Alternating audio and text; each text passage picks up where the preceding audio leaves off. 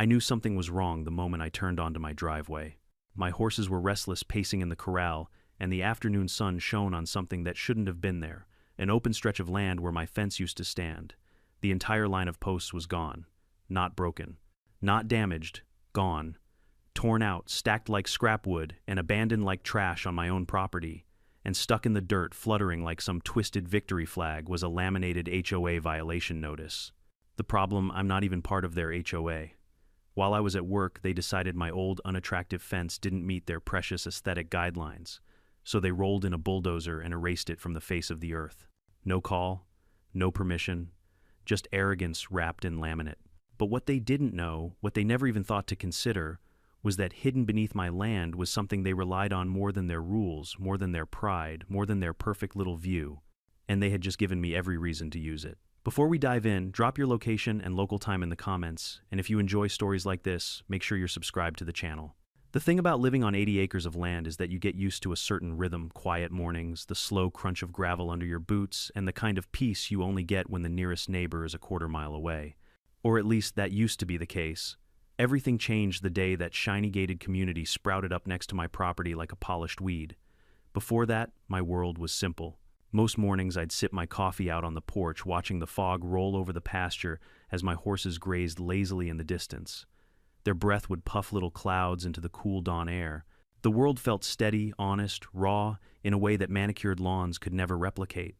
My fence, old as it was, stood like a loyal guard dog between my land and whatever the world outside decided to become. That fence had been there since my dad's time. Weathered cedar posts sunk deep into the soil rails, stained from decades of wind, sun, and the occasional curious horse leaning its head over to nibble the grass on the other side. It wasn't pretty, but it was sturdy. It did its job. It marked the boundary between who I was and what I protected. Then came the HOA community, those cookie-cutter houses, with the matching shutters, chemically perfect lawns and residents, who looked at my pasture like it was some kind of wilderness documentary that got too close to their comfort. At first I figured we could coexist just fine. They had their world, I had mine. No need to bump into each other. But that's the thing about HOAs. They don't understand the concept of boundaries unless they drew them, and they especially don't understand people who don't answer to them. The first sign of trouble came the previous summer, when a couple of their residents started jogging on the trail that hugged the property line. Most of them were friendly enough, quick wave, polite smile. But every now and then, someone would stop and stare at my fence like it was a personal insult. I once overheard a woman with oversized sunglasses whisper loudly, "That thing really ruins the view, doesn't it?" I just chuckled. If a wooden fence was the worst part of her day, then she was living a life I couldn't even imagine. But of course, behind every HOA lurks a president, a specific breed of self-appointed royalty. Ours was a woman named Caroline Havers. Perfect blonde hair, bright pastel blazers, voice that carried like an emergency siren. She was the kind of person who treated rules like scripture and viewed anything outside her control as a direct threat to civilization. And she hated my fence. The first letter she sent me, yes, a letter, not a conversation, was dressed up like an official document. Your fence creates an unappealing aesthetic contrast with the unified design of the community. I read it twice just to be sure she was serious. I even laughed and showed it to my horse Ranger, who snorted like he had the same opinion. I did. This woman was out of her mind. I ignored it. I wasn't part of her HOA. She had no jurisdiction, no authority, and certainly no power over my land. Then came the second letter, more aggressive, hand-delivered. She claimed the fence posed a potential safety concern for residents using the walking trail. Apparently the sight of a wooden rail fence was so dangerous that someone might trip over their own judgment and fall into grass. I tossed that one in the trash. The third time she showed up at the property line herself, tapping her clipboard like she was leading an inspection. She talked about community standards, cohesive visuals, and the importance of neighborhood harmony. I told her plainly that she had no business on my side of the fence, and she walked away with the tight-lipped smile of a woman making a mental note to escalate. But even then, I didn't think she'd ever dare to actually do anything. I should have known better. Weeks passed and life went back to its usual rhythm. Horses, chores, work. Every so often, I'd see a homeowner peeking over the fence line trying to pretend they weren't looking. The HOA joggers still gave that side-eye glance, like my land offended their sensibilities. But I let it roll off. People talk. Professionals meddle. HOAs. Well, they act like HOAs. One evening, in early spring, I sat on the porch with a cold beer, watching the sun dip low behind the community's neatly trimmed rooftops. For a moment, I wondered what my dad would say if he saw a place like that next door. He'd probably shake his head and mutter something like, "Son, folks with too much free time and matching mailboxes are bound to cause trouble." Turns out, he'd be right. A week later, I found fresh tire tracks too close to the property line, deep ruts in the soil, heavy machinery. I frowned, crouched beside them, pressed my fingers into the dirt. Still soft, still fresh. But when I scanned the horizon, nothing was out of place. The fence stood steady, the posts unbroken. Probably just a landscaping crew taking a wrong turn, I thought. But something in my gut twisted. I shrugged it off and went about my day, unaware of how quickly everything was about to implode. That brings me back to the moment I returned home, when the peace I'd taken for granted shattered like glass. When I stepped down from my truck and stared at that empty stretch of land where my fence had stood just that morning, when my stomach dropped and my blood boiled and the air seemed to thicken around me. Because that fence wasn't just wood and nails. It was history. It was protection. It was a line that said, "This side is mine." And someone had crossed it. Standing there with the sun beating down and my horses shifting nervously behind me, I felt something I hadn't felt in a long time, a cold, steady anger. The kind that doesn't burn out quickly, the kind that sharpens instead of explodes. My first instinct was disbelief. Who tears down someone else's fence? Who takes that kind of liberty? How could anyone justify it? Then I saw it. The stupid laminated notice, shiny, smug, proudly stapled to a broken fence post, sticking out of the ground like a gravestone. The words were printed in neat, bold letters. "Fence does not meet community aesthetic guidelines." And for a long moment, all I could do was stare, trying to process how an HOA could possibly believe their guidelines applied to land they didn't own, didn't manage, and didn't contribute a dime toward. Then it hit me. They didn't think. They didn't consider. They didn't ask. They just decided. Decided my fence was ugly. Decided it blocked their view. Decided they were the final authority on anything they could see from their pristine little walking trail. And that was the moment the equilibrium broke. That was the moment their arrogance collided with the wrong landowner. Because while they were busy acting like they owned the horizon, they forgot something fundamental, something buried deep beneath the soil, older than their neighborhood, older than their HOA, older even than their president's obsession with control. They forgot the one thing on my land they needed more than anything else: the well, the one they'd been using for years. And I smiled, not because I wanted revenge for the sake of revenge, but because justice had a funny way of presenting itself. They had taken something from me. I was about to take something much bigger from them. I didn't sleep much that night. Not because I was furious, though I was, but because my mind wouldn't stop replaying every smug glance, every passive-aggressive letter, every moment the HOA pretended my land was part of their suburban kingdom. I lay awake listening to the soft nickers of my horses outside, the hum of crickets in the fields, and beneath it all the steady churn of resentment settling into something far more dangerous: resolve. Around dawn, I stepped outside, boots sinking slightly into dew-covered grass. The air was cool, the kind of crisp morning that usually calmed me. But today, it only sharpened my focus. I walked the length of the missing fence again, this time slower, studying every torn post hole, every gouge in the soil from their machinery. They didn't just remove my fence, they violated my land. And in the quiet of that early morning, I realized something important. HOAs like that one didn't understand reason or respect. They only understood consequences. I headed toward the corral to feed the horses. Ranger, my most spoiled gelding, greeted me with a soft snort, nudging my arm, as if asking why I looked so tense. I stroked his neck and whispered, "Don't worry, boy, I've got a plan." He flicked an ear like he approved. Animals are funny like that. They always seem to know when something is brewing. While the horses munched their hay, I replayed my interactions with the HOA president, every warning sign I chose to ignore. Her clipped tone, her polished fake smile, her insistence on community standards and visual harmony. I'd always assumed she was just another bored suburban tyrant desperate to feel important. Turns out boredom and entitlement were a dangerous combination. Around 8 o'clock, I grabbed my keys and followed the tire tracks I had seen the day before. They cut through my pasture, slicing across the dirt like scars. Whoever drove through didn't even attempt to avoid my land. They went straight through it as if it belonged to them. I followed the tracks out to the main road, then down a mile or so to an industrial yard, a contractor's staging area filled with skid steers, dump trailers, and crews in neon vests. I didn't see the bulldozer from last night, but the tracks were the same width, same tread, same depth. I pulled into the lot and got out. A big guy with a sunburned neck and reflective glasses was leaning over the hood of a pickup filling out paperwork. I approached him calmly.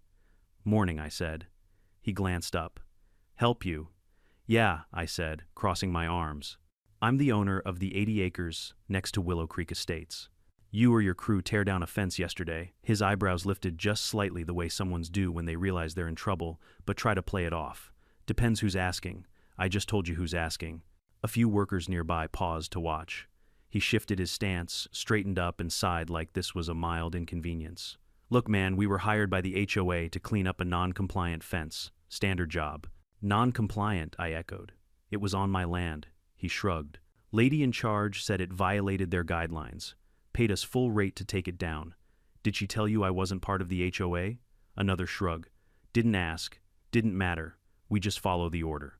There it was, the casual arrogance, the complete lack of accountability, the carelessness that only comes from people who think consequences aren't their problem. "You realize you trespassed," I said quietly. "Destroyed private property." He took a half step back, not from fear, but the discomfort of someone realizing the conversation had shifted into a legal zone he didn't want to be in. "Hey, if it's a mix-up, take it up with them. We got paid. That's all I know." I stared at him, letting the silence stretch. The workers around us pretended not to listen, but every one of them had gone still. Finally, I nodded. "All right," I said.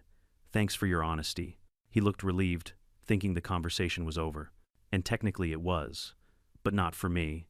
I walked back to my truck calm as a man on a Sunday stroll, but inside something clicked into place like a puzzle piece snapping together. They hired someone to break my boundary, I'd close off something far more important. Driving home, the idea grew until it was no longer just an idea, it was a plan. A slow, meticulous, absolutely legal plan. The well sat on the far south end of my land, down a gravel path shaded by cottonwoods. A squat metal pump house covered the system, built decades ago by my father, with recycled sheet metal and stubborn determination. Inside, a network of pipes and valves fed both my property and, unknown to most, the entire water supply for the HOA's pristine country club pool and clubhouse. Back when the developers arrived shiny and optimistic, they asked my dad if they could tap into the well temporarily until the city expanded the municipal system. My dad, being the kind of man who believed in handshakes more than contracts, agreed on the simple condition that they let us use their newly paved access road. But the municipal expansion never came. The handshake became the system, and as the community grew, so did their reliance on the well they conveniently forgot wasn't theirs. I remembered asking my dad once years ago why he never formalized the deal. He smiled and said, "Because real neighbors don't need paper to treat each other right." And for a long time that was true, until the HOA bulldozed our fence into the dirt. When I got home, the sun was high and the heat was rising, shimmering over the fields. I parked by the pump house, got out and rested my hand on the metal door. It felt warm, almost alive. This little building had supplied millions of gallons of water to that fancy neighborhood for years. It kept their pool blue, their clubhouse running, their kids splashing in the summers. They relied on it without even knowing where the water truly came from. I pulled open the door and stepped inside. The air was warm, humid, from the steady movement of water through the pipes. The control box sat on the far wall, a simple system built long before modern electronics complicated things. My dad taught me how to maintain it. He showed me every valve, every shutoff, every bypass. I could run the whole system blindfolded. I reached out, placed my hand on the primary supply valve, and stood there for a moment. Did I hesitate? Maybe for a second. Then I remembered the empty stretch of land where my fence used to stand. I remembered the smug letters, the invasion, the entitlement. I turned the valve. Just like that, the HOA's lifeline closed with a heavy echoed click. The effect wasn't immediate. That's the thing about wells, they don't scream when you cut them off. They just stop giving, slowly, quietly, like a patient animal conserving energy. By the time I walked out of the pump house and headed back across the pasture, I felt something I hadn't felt since this whole mess started control. And while I went on with my chores, feeding the horses and fixing a loose hinge on the barn door, the HOA's world was beginning to tilt. 2 hours later, their pool filters shut down. By sundown, the water started turning cloudy. And as the sky burned orange over both my land and their cookie-cutter houses, I leaned on my porch railing and watched the distant shimmer of their once-perfect swimming pool flicker strangely under the setting sun. Their guidelines had consequences too, and I was just getting started. The next morning, I woke up earlier than usual, long before the sun had finished breaking over the horizon. The anger from the day before didn't come rushing back like fire. No, it settled in deeper, colder, like frost spreading over a window.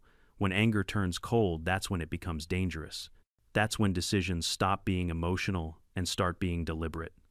I pulled on my boots, stepped outside, and let the morning air wash over me. There was still dew on the grass glistening like nothing was wrong with the world. But as I walked toward the place where the fence once stood, the illusion broke. It looked worse in the daylight. The ground was torn up in long, jagged scars. Tire tracks overlapped like angry scribbles. Clusters of splintered wood lay scattered, as if someone had ripped the fence out with their bare hands. Some posts had snapped, others were wrenched from the soil, completely roots of wood still clinging to clumps of dirt. It wasn't simply removed, it was annihilated. I crouched and picked up one of the shredded rails. My father had installed that fence when I was barely tall enough to hold a hammer. It wasn't perfect, but it was part of our land, part of our work. Seeing it broken like that felt personal. Then I noticed something else, a deep indentation in the soil where the bulldozer had rested, and further along the track marks widened before cutting sharply onto the HOA's paved walking trail. They didn't even try to hide the path they used. The arrogance was astounding. The laminated violation notice was still stuck into the dirt, the corner flapping mockingly in the breeze. I pulled it out and read it again. Fence does not meet community aesthetic guidelines.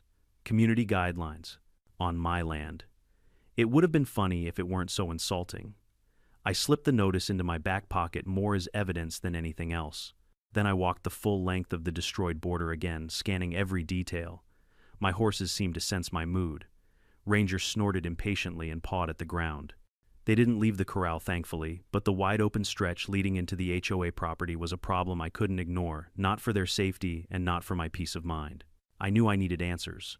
Real answers, not the half-truths and condescension I'd get from knocking on a resident's door. So, after feeding the horses and tossing out fresh hay, I climbed into my truck and drove straight toward Willow Creek Estates. I didn't enter the gates, not yet, but I parked near the entrance and got out. A few morning joggers moved along the trail, running parallel to my property. When they saw me, they looked startled, like I was a wolf wandering out of the woods. One woman slowed down as she approached, her eyebrows knitted together. "Is something wrong?" she asked cautiously. "Depends," I said. "Did your HOA remove a fence yesterday? The one on my side of the property line?" Her eyes darted away. "Oh, that. I heard something about a fence cleanup." Cleanup. That word made my jaw tighten. "So you think tearing down a private fence is cleanup?" I asked. I didn't raise my voice, but she stiffened anyway. I'm not saying that she said quickly. I'm just repeating what was posted. She hesitated. The president said it was a hazard. Hazard for who I demanded. You. The trail. Gravity. She flushed, murmured an apology, and jogged away faster than before. After that, I didn't bother questioning anyone else. Joggers were pawns in an HOA's game. They believed whatever their leaders fed them. I needed to see the queen herself. So I drove along the outer road until I reached the back entrance to the community, the one closest to my land. And there she was, Caroline Havers, standing with her arms crossed, wearing a bright coral blazer and sunglasses at 8 in the morning, surveying the very path her bulldozer had taken. Perfect. I parked, stepped out, and walked toward her. She turned when she heard my footsteps, and her lips curled upward, not in a smile, but in the kind of expression that said she recognized me only as an inconvenience. "Well," she said, "I was wondering when you'd show up." "Good," I replied. "Then you already know why I'm here." She didn't flinch. "Your fence was a safety concern," she said, matter-of-factly. "And it did not blend with the aesthetic environment we're cultivating for our residents." My hands curled into fists. "It was on my land." She gave a dismissive wave. "Property lines are complicated." "No, they aren't," I snapped. "You crossed them. You destroyed my fence. You trespassed." She sighed like she was tired of explaining simple things to a child. "Look, this community has standards. Your fence was old, uneven, and frankly, an eyesore. Our residents deserve to enjoy the walking trail without feeling like they're passing a rundown farm." The disrespect was unbelievable. "You had no right," I said slowly. "We had every right," she countered. "The view from the trail is part of our managed environment, and anything that detracts from that becomes our responsibility to correct." I stared at her, stunned. "So you think you can control anything you can see? If it affects the overall harmony of our community, yes." That was the exact moment I knew nothing I could say would get through to her. People like Caroline didn't listen. They enforced. They dominated. They believed rules were weapons, and they were the chosen wielders. But what she didn't know, what made the corner of my mouth twitch despite my anger, was that her power stopped exactly where my land began. She turned away, already done with the conversation. "If you'd like to file a dispute," she said coolly, "you can submit a request to the board, but the fence will not be coming back." She walked off, heels clicking, leaving me standing in the dust like some footnote she'd already dismissed. But while she walked away, I wasn't angry anymore. I was calm, too calm, because her words sealed her fate. She thought the fence was the only thing she'd touched. She had no idea she'd hit something much deeper. I drove back home slowly, the plan forming in my mind with every passing minute. I didn't need to yell. I didn't need to sue. I didn't need to fight in the ways she understood. I simply needed to touch one valve.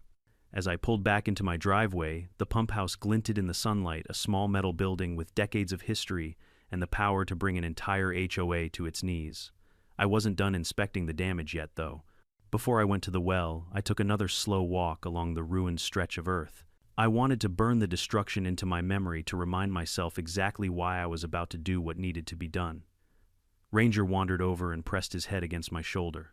I scratched behind his ear and whispered, "They asked for this." Then I pulled the laminated violation notice out of my pocket, looked at it one last time, and let the wind take it.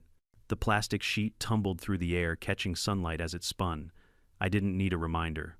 The missing fence was reminder enough. And somewhere in that perfect little neighborhood, a crystal blue pool was about to learn that consequences flowed both ways. I wasn't planning to let the anger guide me when I got into my truck again. I wanted clarity. I wanted answers.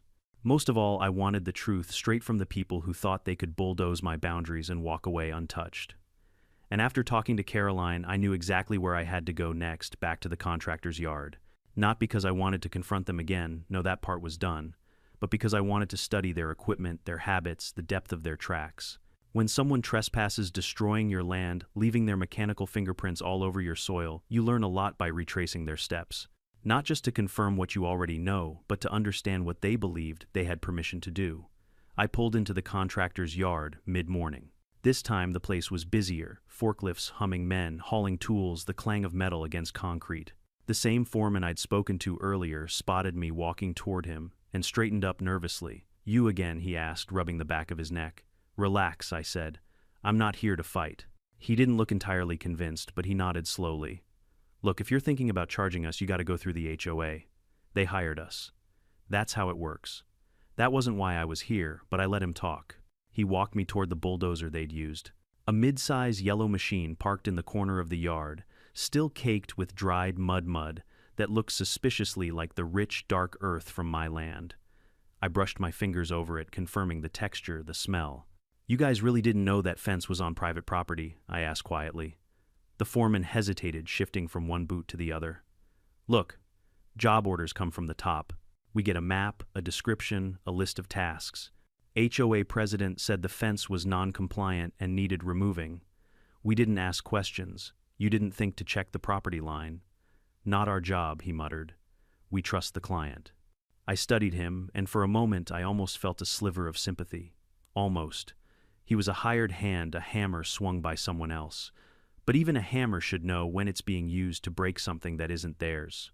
"Next time someone tells you to destroy a fence," I said, "you might want to make sure it's theirs to destroy." He looked down, the weight of the words settling in. "Yeah, guess we messed up this one." "You did," I said. "But don't worry. I'm taking it up with the right people." He exhaled in relief, but he had no idea what taking it up meant in my world. After leaving the yard, I drove home slower than usual, letting the wheels roll over miles of empty road while my thoughts turned sharper. Everything pointed in one direction. Caroline wasn't just acting on a whim, she was acting with irrational confidence. She truly believed anything visible from her precious walking path was hers to govern, and that confidence meant she would never see the next move coming. When I got home, I didn't head straight to the pump house. Instead, I walked the length of the ruined boundary again, this time paying close attention to small details. Rocks displaced, grass crushed soil, compacted unevenly depending on the machine's turning angle. Every sign, every marking, screamed the same thing. They had zero hesitation tearing through my property. Zero doubt, zero remorse. The kind of people who operate like that are the same kind who panic when the consequences hit them from angles they can't control. And that's exactly what I intended. I grabbed a shovel and started lifting the splintered remains of the fence, stacking each broken rail and post into a neat pile. Not because I planned to reuse them, they were far too damaged, but because order mattered, control mattered, and reclaiming even a small fragment of what was torn from me reminded me that not everything was lost. As I worked, a few HOA residents drifted toward the property line, curiosity pulling them like magnets. They stayed on their side, silent, watching. One man in a tracksuit held his dog's leash so tightly the little terrier cried. Another couple whispered behind their hands, occasionally glancing at me like I was an exhibit at a zoo. Finally, one man cleared his throat and stepped a little closer. "Excuse me," he said, "is everything—" "All right," I let out a short laugh. "Depends who you ask." "Oh," he said awkwardly. "We heard about the fence." Heard what I asked, leaning on the shovel. That it was unsafe. Or something like that. Unsafe for who I asked. The squirrels he swallowed hard. "Look, I'm not taking sides, okay? It's just, things tend to escalate around here if the board gets involved." "There's no board on my land," I said plainly. "There's just me." He nodded quickly and backed away, clearly done with social bravery for the day. His retreating footsteps were fast, uneven, like a man trying to escape the gravitational pull of a conversation he never wanted in the first place. Once I finished clearing the broken wood, I took a long breath and finally walked toward the pump house. There's something sacred about a place built by your father. It's not just a structure, it's a memory made tangible. The pump house was that for me. A small metal building, rusted in the corners, weathered by decades of storms but still standing strong. Inside, the thrum of machinery was steady and familiar. Pipes ran along the walls, the main control box mounted near the back. I rested my palm on the cool metal surface, remembering how my dad taught me the difference between each switch, each valve. "You treat this place with respect," he used to say. "It gives life, it doesn't take it." And it had given life to more people than he ever imagined. That's what made what came next feel justified. I opened the control panel. The hum of electricity and water shifted slightly when the door clicked open. I found the primary supply valve, the one that fed directly into the line running under my pasture and up into the HOA's clubhouse system. I looked at it for a long moment. My dad's voice echoed faintly in the back of my mind. But then I pictured the torn fence, Caroline's smug expression, the violation notice, the bulldozer tracks through soil that held generations of my family's labor. Respect wasn't a one-way street. I grasped the valve and turned it slowly. A hollow metallic thud reverberated through the pipes. Then silence. The water stopped flowing. I closed the control panel, locked the pump house, and stepped back outside where the wind picked up slightly, rustling through the grass as if whispering approval. Now all that was left was to wait. And waiting, as it turned out, didn't take long. Around noon, from my porch, I could hear faint shouts coming from the neighborhood. At first it sounded distant, like echoes carried by the wind. Then the sounds sharpened, children disappointed, adults irritated, someone yelling instructions probably louder than they needed to. I didn't need binoculars to know what was happening. I knew the system too well. By evening, the pool's surface would be dull, maybe even milky. By tomorrow morning, it would be green around the edges. And by day 3, it wouldn't just be unswimmable. It would be a biological hazard. Standing on my porch, watching the sun dip low on the horizon, I felt an unfamiliar emotion settle in satisfaction. Not petty revenge, not cruelty. Just the quiet assurance that the scales were at last tipping back toward balance. Actions had consequences. And the HOA was about to learn exactly what theirs tasted like. By the time the sun dipped behind the rooftops of Willow Creek Estates that evening, I already knew the first signs of trouble were brewing on their side of the fence, or what used to be the fence. Water systems don't fail in silence forever. Eventually, the absence of flow creates chaos, especially when the entire HOA's prized recreational jewel depends on it. I finished feeding the horses and lingered in the barn a while, listening to the familiar snorts, the clinks of metal buckets, the rustle of hay. Simple, predictable sounds, nothing like the rising panic that was surely echoing through the clubhouse grounds. Right around sunset, as I headed back toward the house, I saw movement out near the walking trail. Flashlights flickered, shadows clustered together. A few HOA residents stood around the pool fence, gesturing wildly. Even from a distance, I could tell something was wrong by the way they paced and pointed. Humans have a particular body language when the universe stops behaving the way they expect. They look betrayed. A thin smile crept onto my face, not from spite, but from inevitability. This was the consequence they invited the moment they bulldozed my land. That night, as I leaned back on the porch chair with a cold drink in hand, I watched the lights across the neighborhood flicker as crews rushed around the pool area. At one point, I saw someone pry open the pump room door. Good luck, I thought. You won't find the problem there because the problem isn't on your property. The real switch lived right where it always had on my land under my control. I slept soundly that night for the first time in a while. Morning brought everything I expected and more. The sun had barely risen when a chorus of angry voices carried across the open field. I took my coffee out to the porch, sat down, and waited for the show. The HOA pool was no longer shimmering blue.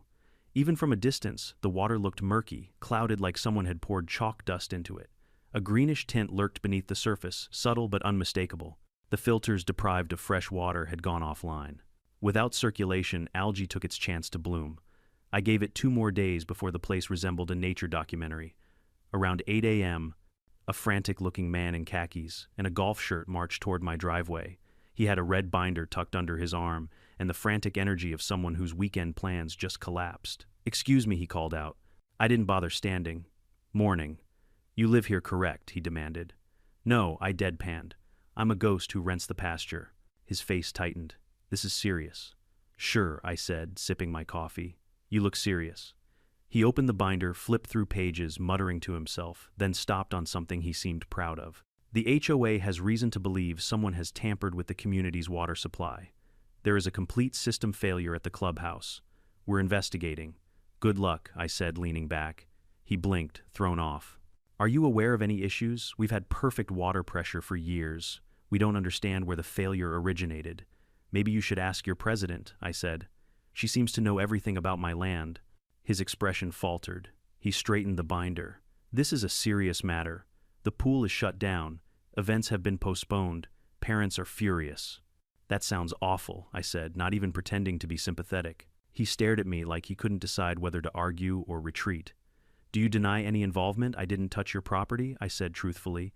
"Can't say the same for your HOA." He opened his mouth, closed it again, then turned and marched away with a frustrated huff. That was the first knock on my door, but it wouldn't be the last. By noon, the HOA's Facebook group, normally a sanctuary of cupcake recipes and passive-aggressive lawn complaints, had turned into a riot. Thanks to a public page, one resident had forgotten to set to private. I could read everything. "Who shut off the water? Why is the pool green? Why are we paying dues if the clubhouse is closed? My kid's birthday party is ruined. I demand answers from the board. Caroline needs to fix this." Now, each comment was a little sweeter than the close-in last. The crescendo of suburban chaos played out in real time, a symphony of entitlement meeting unexpected resistance. By the second day, the pool looked like a pond in the middle of a swamp. The water's surface rippled mysteriously, not from wind, but from the tiny creatures already colonizing their man-made paradise. Algae spread like wildfire. The waterline stained dark. A foul smell seeped across the walking trail.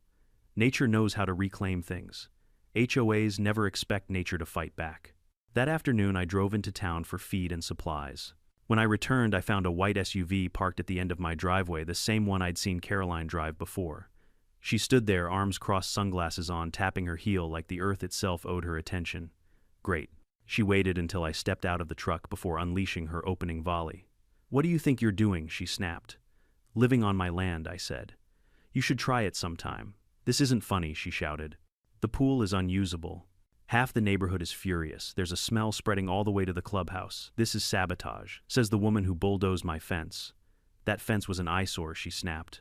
"But this is unacceptable. You cannot interfere with HOA operations." I gave her a long, patient look. "Caroline, I didn't touch your property.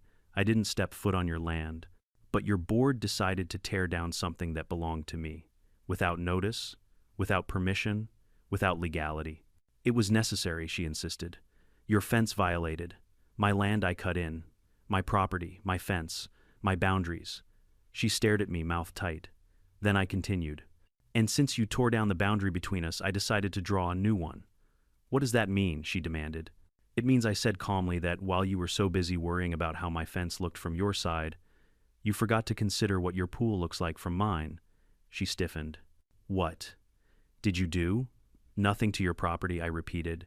"But I stopped giving you something that belonged to me. Something you've been using for free for years." Recognition flickered in her eyes. The well. She knew. And the moment she knew, so did the entire HOA board, because by evening I had 5 more cars parked at the end of my driveway, 3 board members, the clubhouse manager, and some guy holding a folder like a shield. They weren't angry this time. They were desperate. "We need the water back on," one of the board members said with a forced, trembling politeness. Immediately, their tone wasn't the tone of people giving orders anymore. It was the tone of people who finally understood they weren't in charge. I stepped outside, slowly, arms crossed, and listened to them plead. The clubhouse manager rubbed his forehead. "The filtration system is fried. We can't circulate or refill the pool. It's turning into a swamp." "It already is," another whispered. "We can compensate you for the inconvenience," one board member added. "Inconvenience," I repeated. "Your bulldozer plowed through my land and tore down something my father built." "We thought." "That's the problem," I cut in. "You didn't think." Caroline stepped forward, still trying to salvage authority. "We demand that you restore water access." "No," I said simply. Her face fell.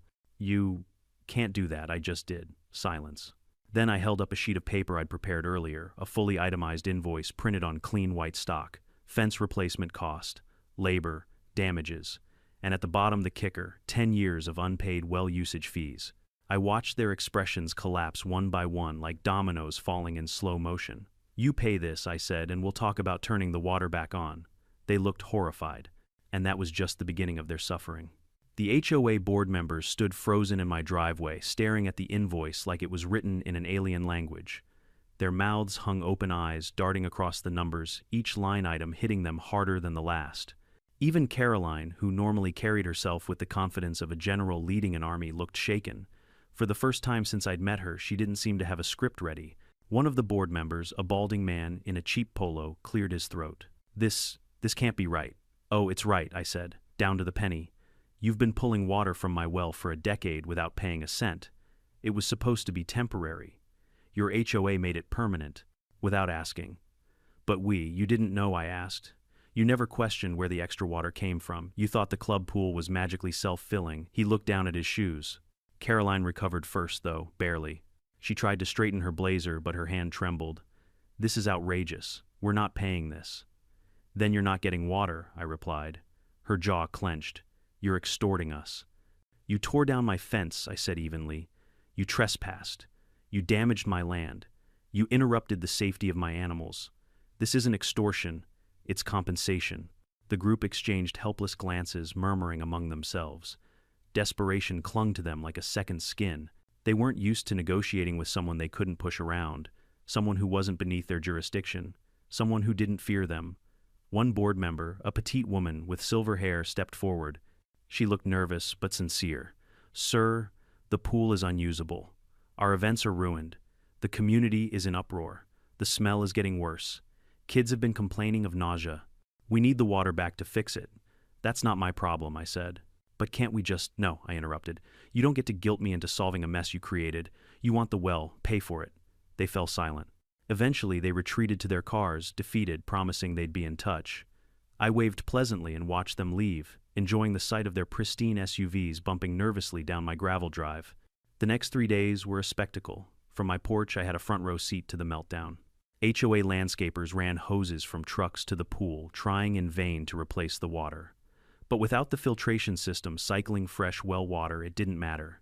The algae spread faster than they could dilute it. The pool turned opaque, the green deepening into something aquatic and sinister.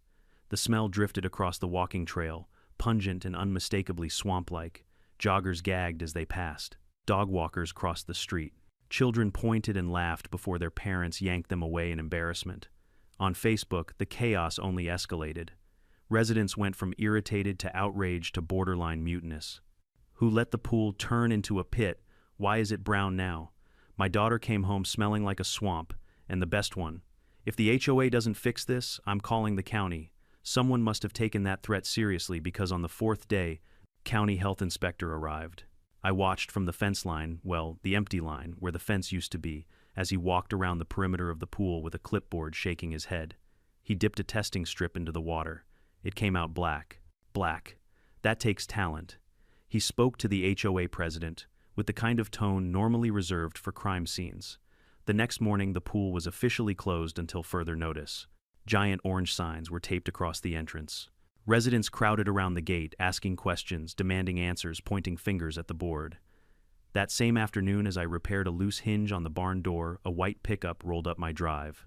I recognized the driver immediately, Bill Harmon, one of the longer-serving board members.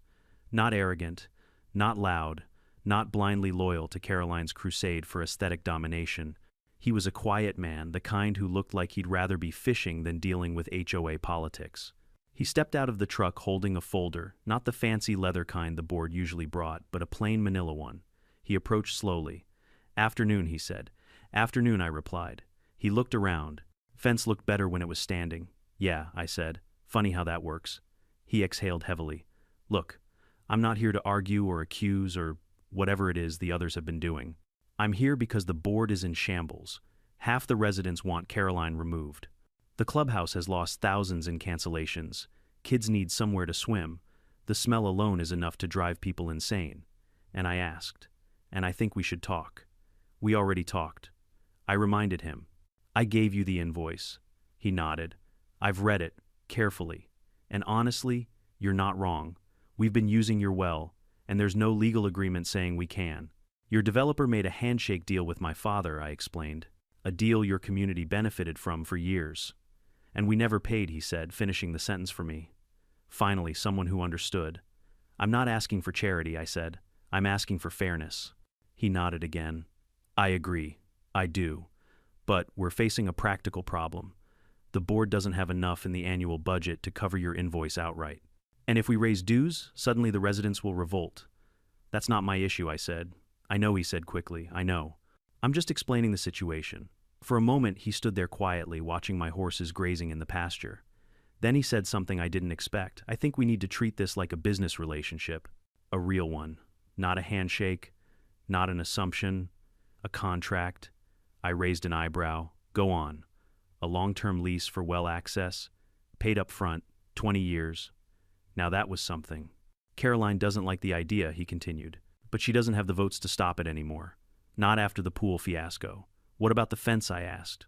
"We'll rebuild it," he said. "Exactly how it was. Or better. Same placement, same height. We'll hire a new contractor. One that doesn't bulldoze private property. And damages covered," he said firmly. "All of them." I studied him for a long moment. Bill wasn't like the others. He wasn't groveling. He wasn't demanding. He wasn't pretending the HOA had the upper hand. He was simply acknowledging reality. "Finally," I said, "bring me the contract. I'll take a look." He nodded with relief, but before he turned to go, I added, "And one more thing." He paused. "What's that?" I approved the fence design. He didn't even hesitate. "Deal," he said. When he drove off, I stood alone in the driveway, feeling perhaps for the first time since this whole ordeal began, a sense of balance returning. The HOA was learning their lesson, and they were learning it the hard way. But the best part, the pool still wasn't done suffering. Bill's visit had been a turning point, but the HOA's unraveling was far from over. If anything, the next week pushed their entire neighborhood into a full-blown identity crisis. It was almost impressive watching a community built on manicured perfection dissolve the moment something messy touched it. On the morning after Bill left, the pool situation went from bad to biblical. I woke up before dawn, grabbed my coffee, and stepped onto the porch, just in time to see a flock of birds circling above the HOA clubhouse. At first I assumed they were scavenging for leftover picnic scraps or hunting insects. But as the light lifted and things came into focus, I realized the truth. They weren't circling above the clubhouse. They were circling above the pool. Buzzards. Nothing says your HOA has catastrophically failed, quite like buzzards taking an interest in your swimming area. I chuckled softly, shaking my head. They wanted aesthetic perfection so badly that they bulldozed something that stood on my land for decades. Now they had a swamp in the middle of their neighborhood. A living, breathing, bubbling reminder that nature didn't give a damn about HOA regulations. A little later, as the sun climbed, I saw a group of residents gathered around the pool fence. From where I stood, I could hear shouts, someone gagging, someone else yelling they should call animal control. Then I heard something I'll never forget. "What is that?" the answer. A turtle. Yes, a turtle had wandered its way into their murky green disaster and was happily paddling around like he owned the place. The community Facebook page later referred to him as the intruder.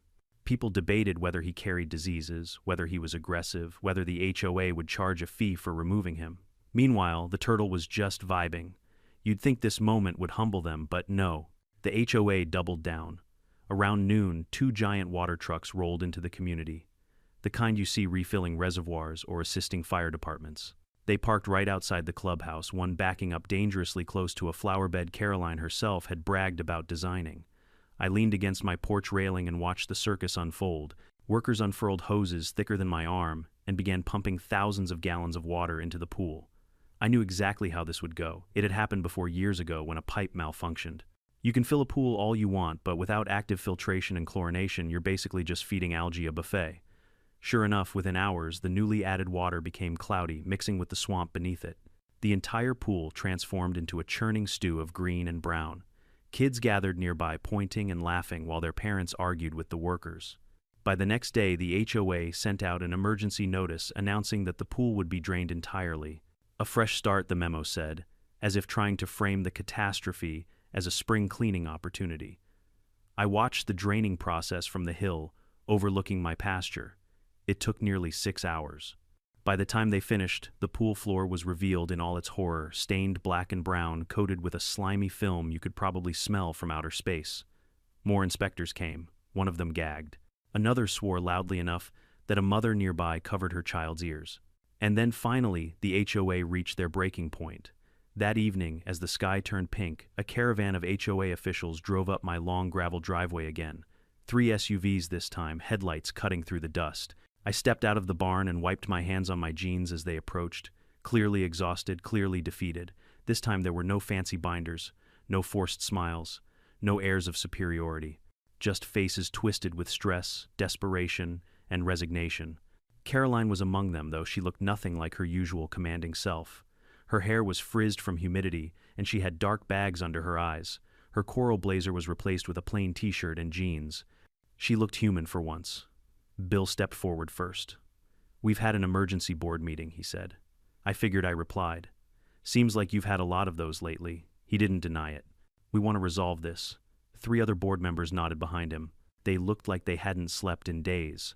One woman's makeup was smeared like she'd cried earlier.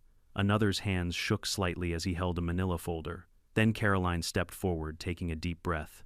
"Look," she said, voice cracking a little. "I may have overstepped." That was as close to an apology as she could manage. It wasn't perfect, but it was a crack in the armor she'd worn for years. "You think I asked?" She shot me a tired glare, but didn't argue. "We'll rebuild the fence," she said. "Even better than before. We'll pay the damages, all of them." I crossed my arms. "And the unpaid well usage," Bill lifted the manila folder. "We're ready to pay. Everything." I motioned to the folder. He handed it to me. Inside were signed agreements, a formal contract for a 20-year well lease paid up front, and a cashier's check so large I had to take a moment to process the number.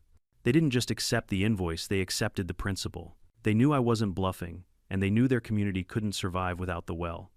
And the fence design, I asked, looking pointedly at Caroline. "You approve it," she said flatly. "Whatever you want." I let the silence stretch, letting them sweat for a moment. Not out of cruelty, but because respect needed to be earned, and they needed to feel the weight of what they'd done. Finally, I nodded slowly. "All right." Relief washed over the entire group like a tidal wave. Shoulders sagged. Someone whispered, "Thank God."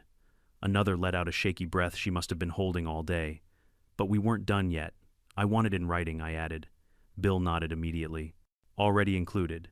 You have sole approval authority for the fence." And I continued, "I want the fence up before the next month ends."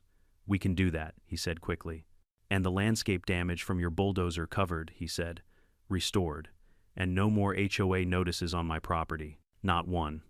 Caroline looked like swallowing a cactus might have been easier, but she nodded. "Agreed." Only then did I shake Bill's hand. The deal was sealed. The poor HOA board walked back to their SUVs, looking like they'd just survived a natural disaster. And honestly, they kind of had. A disaster they created with their own entitlement. I watched them leave, then headed back to my porch as the last car disappeared down the road. The air smelled like dust and sage.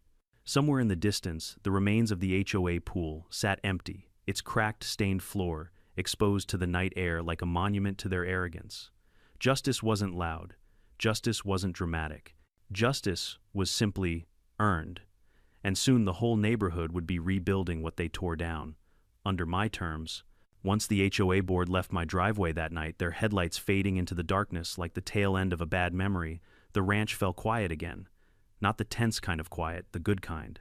The kind that settles over land when balance begins to return. Ranger snorted softly from the corral, flicking an ear at me as if asking, "Is it over?" "Not yet, boy," I thought, but close. The next morning, the world looked different. Maybe it was just my mind, but the air seemed fresher, the sun a little brighter, the land a little more mine again. I took my coffee out to the porch as usual and watched the HOA neighborhood stir to life. Even from a distance, I could see the aftermath of their disaster.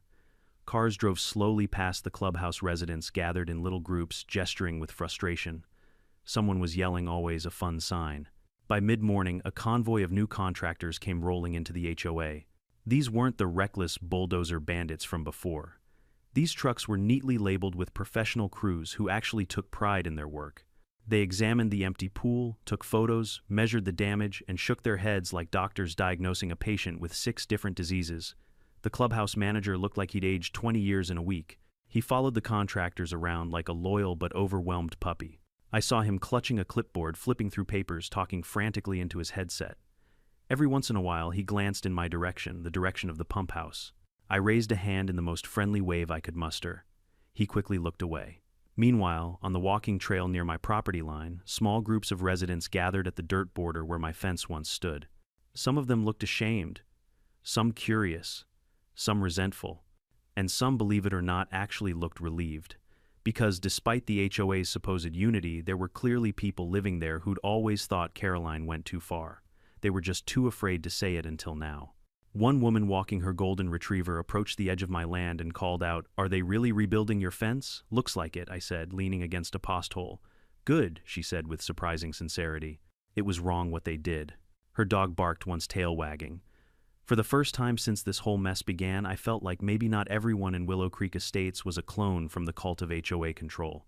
By the end of the day, I received an email, an actual polite email from the board secretary confirming delivery of the signed contract proof of payment for damages and a schedule for the fence reconstruction. They even asked if I preferred cedar or oak. I replied simply, "Cedar, 4 rails. Exact dimensions as before. No emojis, no exclamation points, just business." The following day, a new contractor crew arrived at my property line to inspect the site. Their foreman approached me respectfully, took notes, asked questions, and actually listened to my answers, a shocking skill the previous team lacked entirely. He explained how they'd rebuild the fence, replace the gate, and restore the ground where the bulldozer had chewed it up. "Should take us about a week, maybe less," he said. "We'll make it good as new." "Better than new," I corrected. He grinned. "Better than new," and he meant it. While the crew got started marking the line, repairing the soil, and preparing materials, I took a walk down to the pump house. It sat there quietly unbothered, exactly as it always had been. The valve I'd turned remained closed, and the building seemed to hum with a kind of patient authority. My father built this place with sweat and skill and trust. Trust the HOA had shattered. But now, for the first time since the breach, I felt that trust settling back into place, not for the HOA, but for myself. For the decision I made. For standing my ground. Around midday, another HOA official approached the edge of my land. Not Caroline, not Bill, someone new. A younger man, neat hair, expensive shoes, holding a thick binder. He stopped at the property line and called out, "Sir, I'm the new acting president of Willow Creek Estates." I almost laughed. That was fast. "What happened to the old one?" I asked, even though I already had a good idea. "She stepped down," he said delicately. "Effective immediately. The residents voted last night." "Ah, yes. The ancient HOA ritual of sacrificing the queen to appease the suburban gods." He cleared his throat. "I just wanted to personally assure you that we intend to reset our relationship with you.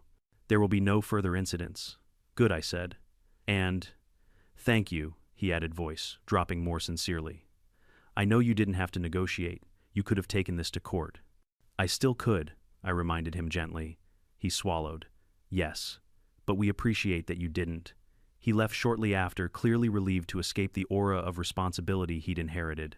I watched him walk back toward the neighborhood, shoulders tight, with the weight of cleaning up someone else's disaster. With Caroline gone, the HOA shifted drastically.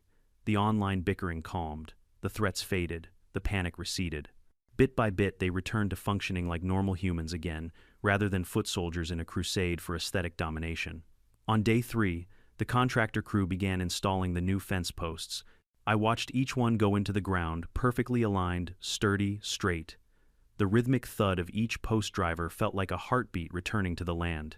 My land. Ranger stood nearby, flicking his tail approvingly as the rails began to form along the property line once more. As the fence took shape, more residents stopped to watch, offering shy waves or murmured apologies. One kid even shouted, "It looks better now," before his mother dragged him away in embarrassment. By day 5, the entire fence stood proudly again, clean, strong, beautiful, exactly the way I wanted it. The gate was new too, heavy-duty metal with a smooth hinge that swung like butter. The crew even reseeded the areas the bulldozer had torn apart, covering them with hay to protect from wind. When they finished, the foreman walked over. "Well," he said, "what do you think? I gave the fence a solid shake? It didn't budge?" "Looks good," I said. He smiled, tipped his hat, and he and his crew packed up. As they drove away, I stood there for a moment alone, with the new fence and the restored boundary. For the first time since this whole thing began, I felt settled. The HOA had paid. The fence was rebuilt. The contract was signed. The well was now under a formal lease that benefited me more than the handshake agreement ever did. And best of all, respect had been restored. Yet the image of their swamp pool, empty, cracked, stained, remained burned into my memory. A reminder that arrogance always comes at a price, and sometimes that price is paid in green sludge and buzzards circling overhead. That night, I sat on my porch with a drink in my hand and watched the moon rise over the restored fence line. My land was whole again, my animals were safe, my peace was back. And the HOA. They were finally learning to stay in their lane. Balance at long last had returned. Even after the fence was rebuilt and the contract was signed, the HOA's chaos didn't vanish overnight. Wounds that deep don't close just because the paperwork says they should. The neighborhood still buzzed, with tension whispers on the walking trail, side-eye glances toward the clubhouse, complaints about dues, rumors about who voted to oust Caroline. It was like watching an anthill scramble after someone kicked it. Everyone ran in frantic circles trying to pretend nothing was wrong. But something had changed, and they all felt it. The arrogance was gone. The entitlement was gone. Even the joggers, those who once glared at my ugly fence, ran quietly, now offering small nods or tight smiles. A few even looked grateful to see the fence standing again, as if it reminded them of a time before their HOA turned their lives into a swamp-scented fiasco. No one dared to step onto my land. No one dared to leave a notice. And absolutely no one dared to mention aesthetic guidelines within 50 feet of me. The balance of power had been corrected. A week after the fence was completed, I noticed a few strange occurrences. The HOA landscapers, new ones, not the sloppy crew from before, were working overtime. They trimmed hedges, replanted flower beds, pressure-washed sidewalks. It was almost comical how hard they tried to restore the community's image. They could scrub the concrete all they wanted, but no amount of pressure washing could erase the memory of the pool debacle. Speaking of which, the pool reconstruction had begun. For 2 solid days, jackhammers echoed across the fields as workers tore out the stained concrete. Dump trucks carried away load after load of broken tile and sludge-soaked plaster. At one point, I swear I saw a worker pinch his nose with one hand while jackhammering with the other. When the pool was finally empty and gutted, it looked like a sunken crater, ugly raw, a scar on the neighborhood's perfect face. The board tried to pass it off as a major renovation to improve resident experience, but no one bought the spin. Residents remembered the smell, the bugs, the turtle, especially the turtle. One evening, as I drove past the clubhouse on my way into town, I saw a group of teenagers laughing as they took selfies in front of the construction site. One held a cardboard cutout shaped like a turtle. Below it, someone had written, "In memory of the real hero." I couldn't help but laugh out loud. By now, the HOA had fully accepted their losses and moved into the apology and repair phase. Bill came by once a week to give updates, usually leaning awkwardly against his truck as he spoke. "We're voting on new board guidelines," he said one day. "No unilateral decisions, no authority over non-member properties, and no destruction of anything without a full board review." Imagine that common sense finally discovered like a lost treasure. Another time, he said, "Some residents want to install a community garden. Something low maintenance. Something that reminds everyone to respect the land." I raised an eyebrow. "Respecting land is a good start," he chuckled. Yeah, we're slow learners, but we get there eventually. With Caroline gone, the HOA became almost tolerable. Not perfect. HOAs never are. But at least they stopped acting like colonial governors. They stayed on their side, I stayed on mine, and peace like a shy animal began to creep back between us. Still, one more loose end needed tying. The contract, though signed, required activation. The water valve remained closed until the first payment cleared, until the lawyers confirmed the lease was enforceable, until everything was sealed airtight. I refused to let the HOA wiggle out of anything. Finally, on a warm Thursday morning, the confirmation email arrived, deposit received. Lease terms active, payment complete. I stared at the screen for a long moment, letting the reality sink in. 20 years of guaranteed income, 20 years of legal protection for my property, 20 years of peace enforced by contract, not trust. I closed the laptop and walked down the gravel path toward the pump house. My boots kicked up dust that glimmered in the sunlight. Ranger trailed behind me for a bit before wandering off to find something more interesting to chew on. When I reached the pump house, I paused with my hand on the door handle. For a moment, I remembered what my father told me decades ago. This well connects us to our neighbors. It gives them life. Just make sure they respect the hand that gives. They hadn't respected it. But now, after everything they finally would, I opened the panel, took a slow breath, and turned the valve back on. The metal clicked, the pipes shuddered, and water surged through the system with a satisfying hum.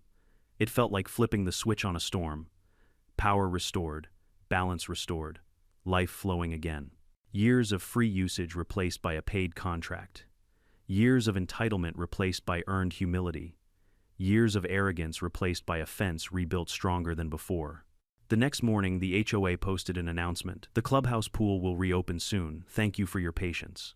No mention of the fiasco, no admission of the disaster. But that was fine. They knew, the residents knew, I knew. That same afternoon, as I repaired a latch on the barn door, a mother and her daughter walked along the trail. The little girl waved at me shyly. "Thank you for fixing the fence," she called out. I turned surprised. "You like it? It looks pretty now," she shouted. Pretty. Not compliant. Not aesthetic approved. Not regulated. Just pretty. Innocently honest. Her mother added, "We're all glad things are calmer now. It's been a month." She didn't say chaos, but her eyes did. I tipped my hat and went back to my work, feeling something warm settle in my chest. Later that evening, I sat in my porch chair with a glass of sweet tea and watched the newest pool crew finish installing fresh blue tiles. The smell of the swamp was gone. The turtle had disappeared back into whatever wild place it came from.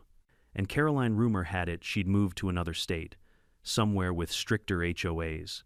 The peace that returned wasn't just quiet, it was earned silence. The kind that comes after a storm finally gives back the sky. And as I watched the sun set behind the rebuilt fence, the hum of the pump house blending with the rustle of the tall grass, I knew one thing with absolute certainty. Sometimes the only way to teach people the value of boundaries is to let them watch their own collapse first. When people talk about property disputes, they rarely talk about the emotional toll, the feeling of being violated, of watching something you built with your own hands get torn apart by people who don't respect it. But here's the truth, boundaries matter. Not just fences, not just lines on a map, but the principle behind them. Standing up for your boundaries doesn't make you aggressive, it makes you responsible. This story isn't really about a fence or a pool. It's about respecting what belongs to others and speaking up when someone refuses to. In life, you will always meet people who think they deserve control simply because they want it. But you teach them how to treat you by how firmly you protect what's yours.